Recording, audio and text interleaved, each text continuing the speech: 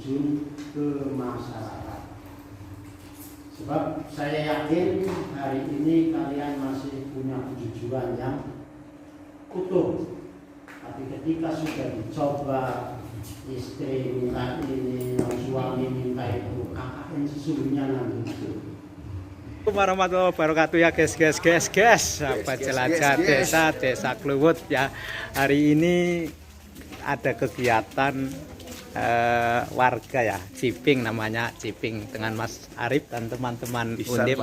Ya Mas, ya Allah, Mas Iksan, ya Allah, Mas Iksan dan Mas Arif serta teman-teman. Ini gimana? Tadi pesan singkat aja ikut kegiatan warga seperti tadi. Ya, sangat menarik Pak, sangat menarik dan sangat bermanfaat bagi kami khususnya karena banyak menggali nilai-nilai apa ya Pak, nilai-nilai religius, budaya, sosial ya, sosial dan pengetahuan gitu. Banyak sekali manfaat yang kami dapetin. Iya, padahal baru sekali ya. Baru sekali. Kalau materinya tadi penjelasan yang pengajian gimana tadi yang ngajinya itu? Ya, materinya apa itu? Itu apa ya? Lebih ke ini hak barang, misalnya nemuin barang gitu. Ya. Hukumnya gimana kalau dalam hukum fikih seperti apa? Oh, berarti hukum ya, terkait dengan hukum materi yang disampaikan tadi ya.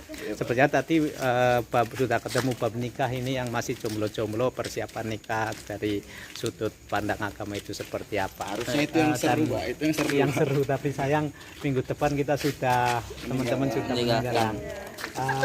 Ini yang dari yuk. Satu judul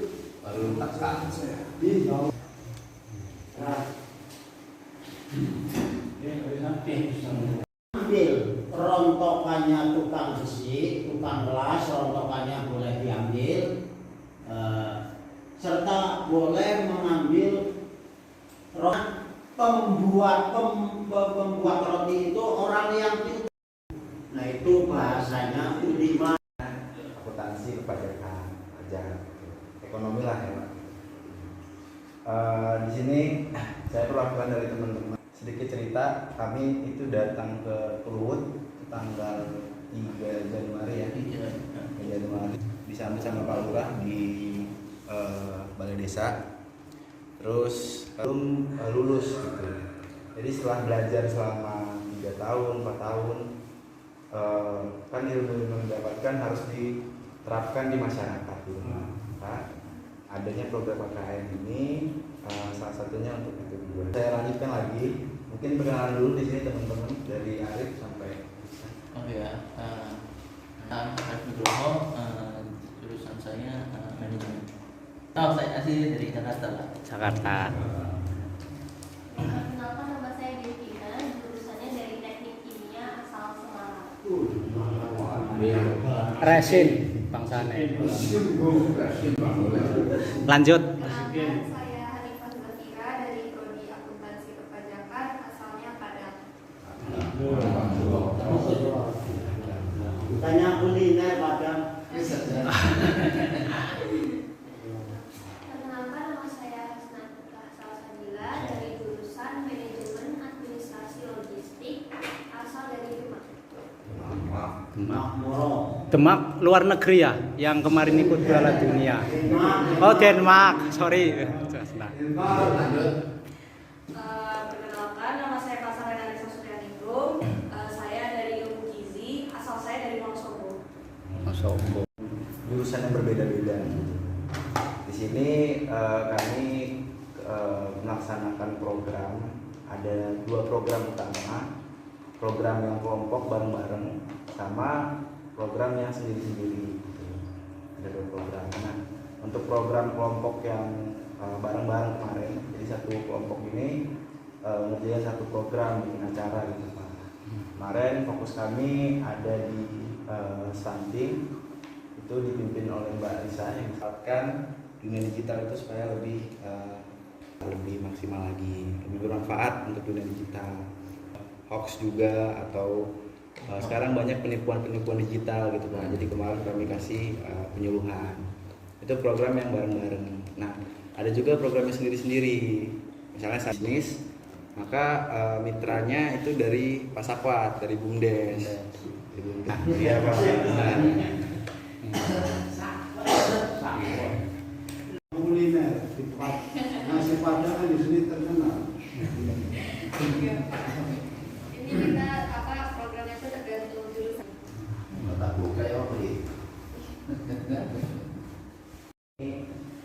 Gimana caranya bermasyarakat, gimana caranya berkontribusi untuk masyarakat, sharing ilmu dengan mitra saya Pak Sakwat sama Ibu sama Bapak juga yang kemarin sama Pak Kades itu.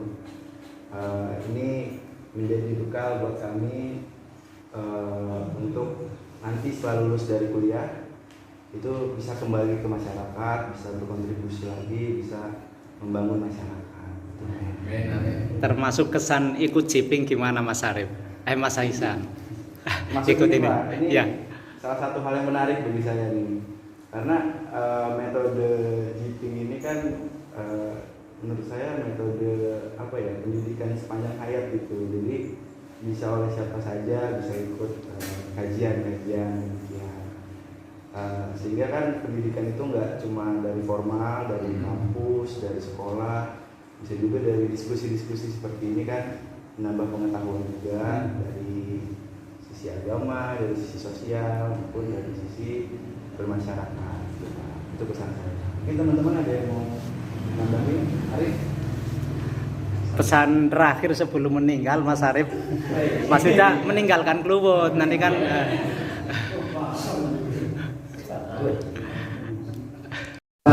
Mungkin 60% itu nelayan masyarakatnya.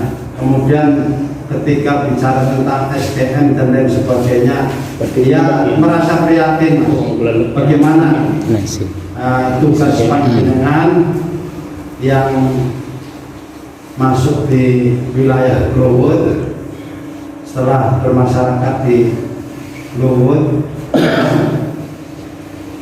perasaan pesan-pesan atau kesan-kesan ya. Sebelum kami kesini kan Pak, ini ada pembekalan dari Pak Camat, dikasih data-data. Kalau di Kluwut itu dikatakan sesuai data BPS ya, data statistik itu kemiskinan ekstrim ya gitu ya. Ekstrim. Di bayangan kami kan, wah ini sulit gitu ya Pak, gitu, sangat sulit. Tapi pas pertama kami kesini tidak seperti di bayangan kami gitu, bahwa menurut kami masyarakat di sini mungkin subjektif ya Pak. Iya. Masyarakat di sini pandangan kami secara umum itu lumayan sudah sejahtera gitu secara ekonomi. Itu bener nggak Pak? Mungkin bisa dikonfirmasi. Ya, arane kemiskinan ekstrim tapi di luar dugaan ternyata kayongnya makmur. Bener ora kowe?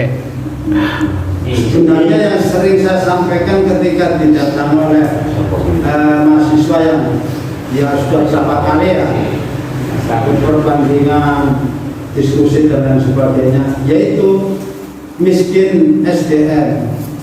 Nah, kenapa padahal sudah mungkin ratusan, ada dokter, ada yang insinyur juga, ya banyaklah sarjana-sarjana, mungkin satu desa itu mungkin sudah ribuan. Akan tapi itu karena maksimal atau mayoritas nelayan, jadi SDM-nya itu rendah, sehingga dari pandangan dari baik dari kecamatan, pemerintah daerah, bahkan mungkin pusat pun sudah mencium itu ya tadi yang disebut ekstrim. Kalau dibandingkan ya luar, karena pembangunan sumber daya manusianya, SDM-nya gitu, dari segi pendidikan, dari segi minat sekolah mungkin masih rendah di sini gitu. Karena yang saya temukan juga banyak ya anak-anak yang pengen ke laut gitu cari duit dibandingkan fokus sekolah gitu Pak. Mungkin maksud dari ekonomi, kami sering diskusi juga atau ketemu anak-anak gitu ya, ngajakin ayo sekolah, ayo belajar gitu. Itu lebih ilmu lebih penting gitu lah dibanding cari duit gitu. Maksudnya dengan ilmu kita bisa nyari duit gitu. Kalau kita nyari duit dulu belum tentu nanti kita bisa survive atau bisa bertahan dalam jangka panjang gitu. Bagaimana ya Pak? Kita juga baru ngehnya pas di sini Pak. Baru ngehnya di sini. Baru malah tanggal 3 ya.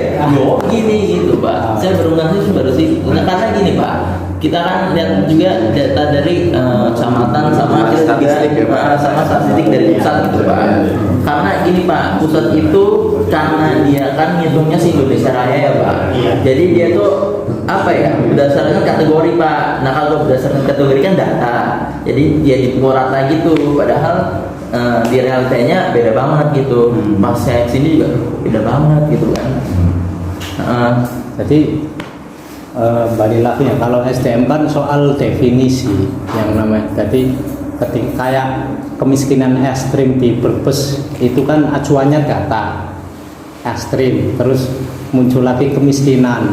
Mungkin sudut pandang dari pemerintah sama budayawan atau agamawan kan beda.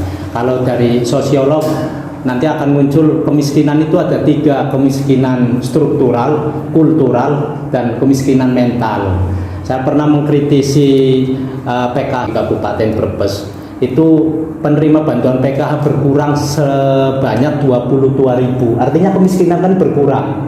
Tapi pada saat bersamaan pendamping PKH yang mendampingi orang-orang miskin itu ditambah sebanyak 100.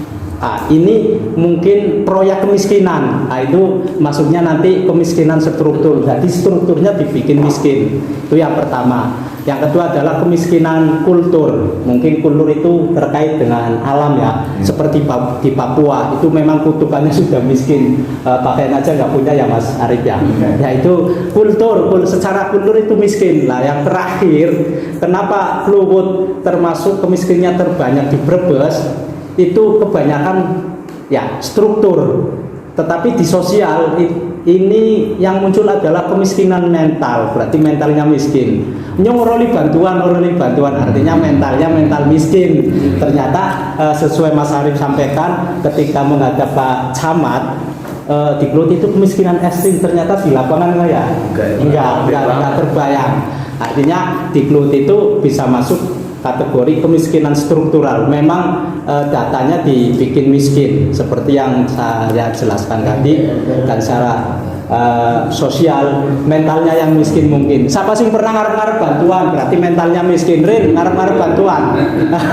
Nah itu miskin mental namanya. Terus kembali ini mungkin jadi sesinya diskusi ya. Mohon maaf Bapak Ketua BPD, ini ngajinya sudah selesai Pak. Tadi sebenarnya Bapak Manten Nurah ini Mas Arif ini jelas-jelas kadang-kadang begini mantan Pak Lurah. Jadi tadi sudah sampai bab nikah, sebenarnya seru Mbak Mas Arif. Ini nanti minggu depan tapi sudah meninggalkan Kluwut ya. Bab nikah itu sampai sedetail sampai ilmu anatomi nanti ada.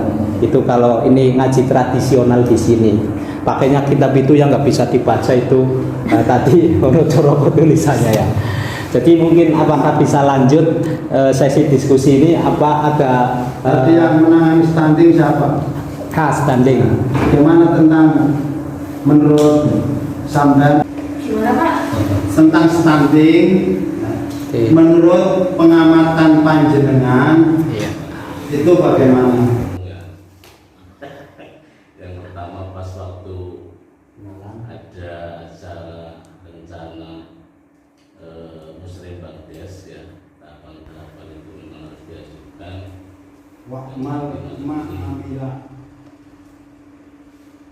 Amalkan yang kalian punya. Jadi setelah tahu diamalkan. Yang jurusannya perpajakan, yang jurusannya stunting, yang jurusannya kesehatan dan lain sebagainya, sesuai dengan prosedur yang ada, sesuai dengan harapan masyarakat bangsa Indonesia khususnya.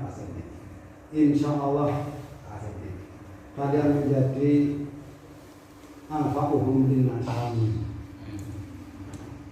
Jangan sampai menggali ilmu lama, membuang biaya banyak, kemudian manfaat sia-sia hanya yaitulah membodohi orang-orang yang memang bodoh. Sudah bodoh ya dibodohi pun, sudah bodoh dibodohi lagi. Ya kayak ya jangan sampai kayak Sambo. Sambo. Mudah-mudahan itu saja harapan saya. Barakatul Fatihah ila hadratin Nabi Mustafa wa sirriha ila hadratin Nabi Mustafa Rasulullah sallallahu alaihi wasallam. Alaina haduru fi hadzal majlis lahum al-Fatihah. A'udzu billahi minasyaitonir rajim.